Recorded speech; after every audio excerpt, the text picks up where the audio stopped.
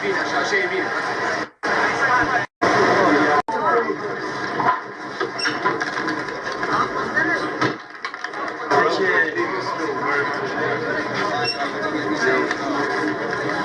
Eu atât am vrut să spun Tribunei României că, cum l-am spus la toți, că nu voi pleca de aici și nu voi încheia greva foamei.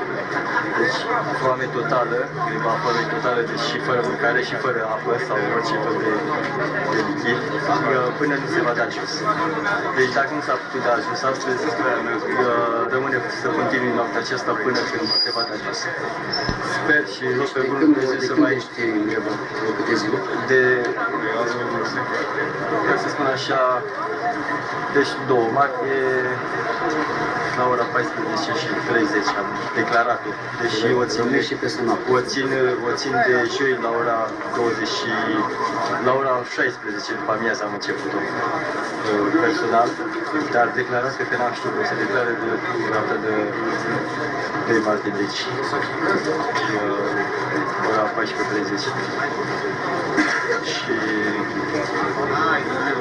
am făcut sau mă gândesc acum că omul greșește când își face un plan, pentru că este om și omul tinde întotdeauna să creadă că este puternic, dar nu e mai puternic decât Dumnezeu, niciodată.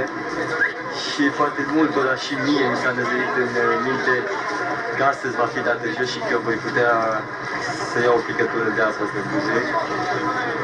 Mă simt perfect, mi s-a luat tensiunea, am o tensiune, mi-a spus doamna doctoră de aviator, am găsit pe cei care au stat lângă mine când mi-a luat tensiunea. Deci, cum am zis, doctorul s-a zis aproape de aviator, n-am luat-o decât de vreo 2 ori în viața mea și acum am chemat, am vrut să fiu sigur că sunt controlat și de un medic. Iar în ceea ce privește problema apei, de care mă presează mulți din apea, nu vor discuti de ce, că este hotărârea mea că și fără apă să fac această greva foamei, adică fără niciun fel de mâncare sau de apă. Și pentru a doua statuie, deși nici pe prima nu am reușit încă să o dăm jos, deci urmează statuia lui Petru Groza, care cu siguranță dorința mea ar fi ca pe data de 6... M-ați întrerupt și eu nu v-am întrerupt niciodată când ați vorbit. Pe data de 6 ar fi fost și părerea mea personală să fie coborâtă de pe soclu, iar dacă nu va începe acea coborâre, pe 7 dimineața voi începe și acolo greva foamei tot totală, fără mâncare și fără apă. Acum vă spun tuturor că pe data de 1 martie la ora 16 n-am pus gura pe mâncare sau pe o picătură de apă sau de altceva.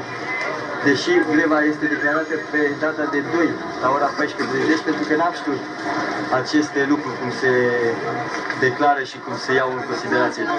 Deci, toți care mă cunosc de pe data de luni, mai bine zis, care au participat la acest lucru, cunosc că de pe data de joi, la ora 16, n-am mai pus mâncare în gură și nici băutură.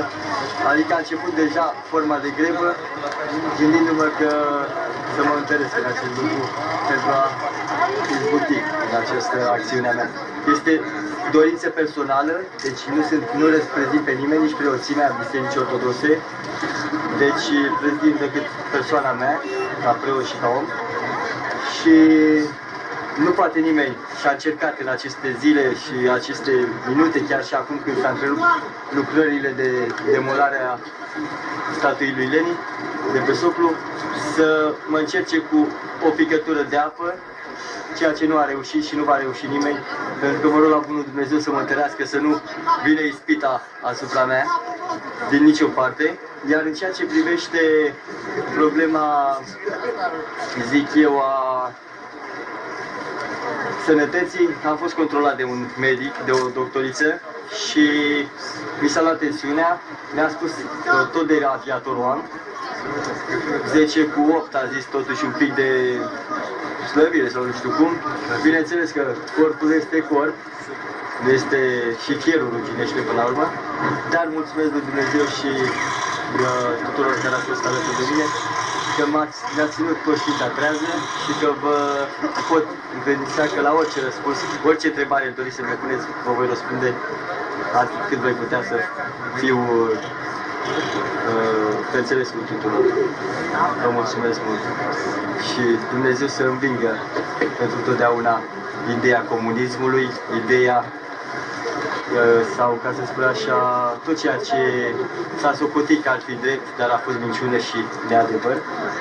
Și să dea bunul Dumnezeu să vină în această țară gândul acesta de libertate, adevăr, democrație, credință în bunul Dumnezeu, pentru că fără credință nu vom face nimic. Ce ar trebui pus în loc?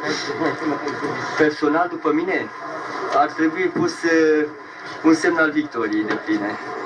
Pentru mine, ca preot, cu siguranță că semnul crucii este simbolul victoriei, că Mântuitorul Iisus Hristos pe cruce a murit și crucea este semnul Fiul omului al victoriei.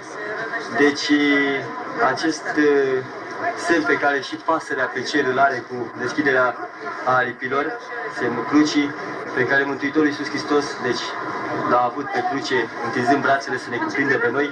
Cu siguranță această cruce reprezintă un semn al biruinței, dar poate pentru alții mi se pare că țin la acest lucru ca fiind preot. Și dacă vor avea alte adeziuni, cu siguranță nu le voi sta în cale, și în realitate un singur lucru, un semn al victoriei de pline. O statuie a libertății, o cruce, o